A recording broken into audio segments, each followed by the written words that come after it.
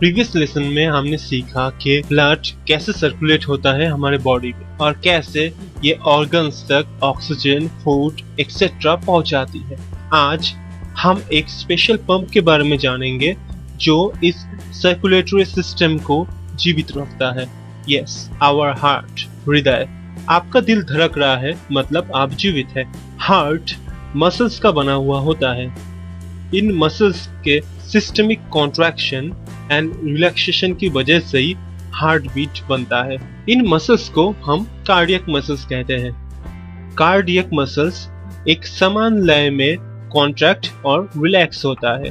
अगर आप अपने हार्ट बीट को सुने तो आप उसमें एक रिदम पाएंगे।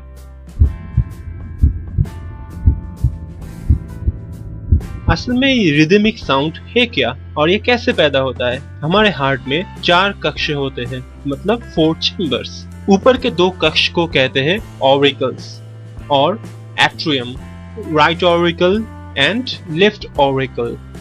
नीचे के 2 कक्ष को वेंट्रिकल कहते हैं, right ventricle and left ventricle. जब हमारा हृदय रिलैक्स स्टेट में होता है, सारे शरीर से अशुद्ध ब्लड वेन से होते हुए ऑरिकल्स में पहुंचती है। इस रिलैक्स स्टेज को हम डायस्टोली स्टेज कहते हैं। देन ऑरिकल कॉन्ट्रैक्ट होता है। कॉन्ट्रैक्शन को हम सिस्टोली कहते हैं। सिस्टोली के वक्त ब्लड वेंट्रिकल में प्रवेश करता है, राइट एट्रियम से right ventricle and left atrium से लेफ्ट वेंट्रिकल। इसके बाद वेंट्रिकल कॉन्ट्रैक्ट या संकुचित होता है और रक्त वेंट्रिकल से आर्टरी में प्रवेश करता है और आर्टरी के जरिए शरीर के विभिन्न अंग तक पहुंच जाता है। सवाल ये उठता है कि वेंट्रिकल के संकुचन के वक्त रक्त ऑरिकल में वापस क्यों नहीं जाता? ऑरिकल और वेंट्रिकल के बीच में ये सब वाल्व्स एक दरवाजे की तरह होता है जो सिर्फ वेंट्रिकल की तरफ ही खुलता है। मतलब खून इसके जरिए ऑरिकल से वेंट्रिकल में तो आ सकता है, पर वेंट्रिकल से वापस जाने की कोशिश करे तो वो ये सब दरवाजे बंद हो जाते हैं। दूसरा सवाल, हमारे हृदय में 4 चेम्बर्स क्यों होते हैं? 2 चेम्बर से ही काम चल सकता था। रक्त सारे शरीर में ऑक्सीजन और फूड सप्लाई करती है। इसके बाद वेन के जरिए राइट ऑरिकल में लौटती है। इस रक्त में ऑक्सीजन की मात्रा बहुत ही कम है, इसको ऑक्सीजन की जरूरत है। अब ऑक्सीजन कहाँ से मिलेगा? लंग से। सो राइट ऑरिकल से राइट वेंट्रिकल और फिर राइट वेंट्रिकल इस खून को पंप करके लंग तक भेज देती है। जिस आर्टरी के जरिए ये खून लंग तक पहुंचती है उस आर्टरी को हम कहते हैं पल्मोनरी आर्टरी। अब खून को लंग से ऑक्सीजन मिल जाता है। अब ये है ऑक्सीजनेटेड ब्लड।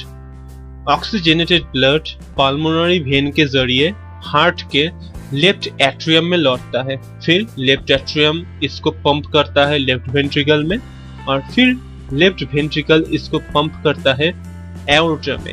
एओर्टा से बहुत सारे शाखाएं निकलती है, जिन शाखाओं के जरिए ये विशुद्ध खून शरीर के विभिन्न अंग तक पहुंच जाती है।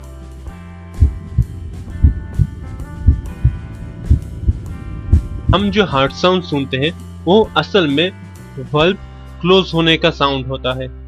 इस तरह के 2 साउंड होते हैं, लब एंड डव। लब या फर्स्ट हार्ट साउंड तब होता है जब वेंट्रिकल से खून ऑरिकल में वापस जाने की कोशिश करता है और एवी वाल्व बंद हो जाता है। एवी वाल्व ऑरियो वेंट्रिकुलर वाल्व का शॉर्ट फॉर्म है।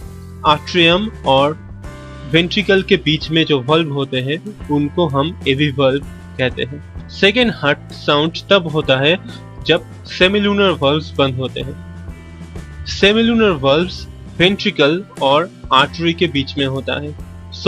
जब आर्टरी से खून वेंट्रिकल में वापस आने की कोशिश करता है तो सेमिलुनर वाल्व्स बंद हो जाते हैं और इससे दूसरा हार्ट साउंड या डब पैदा होता है। इस पूरे प्रोसेस को एक बार देखते हैं। सारे शरीर से अशुद्ध रक्त राइट एट्रियम में आता है, फिर राइट एट्रियम इसको पंप करती है राइट वेंट्रिकल में।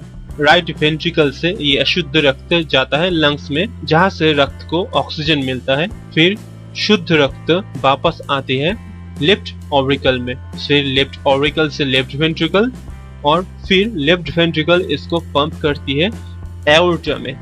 अब एओर्टा से बहुत सारी आर्टरीज शाखाओं की तरह निकलती है जो इस शुद्ध रक्त को शरीर के विभिन्न अंगों तक पहुंचाती है। सो आज के लिए इतना ही।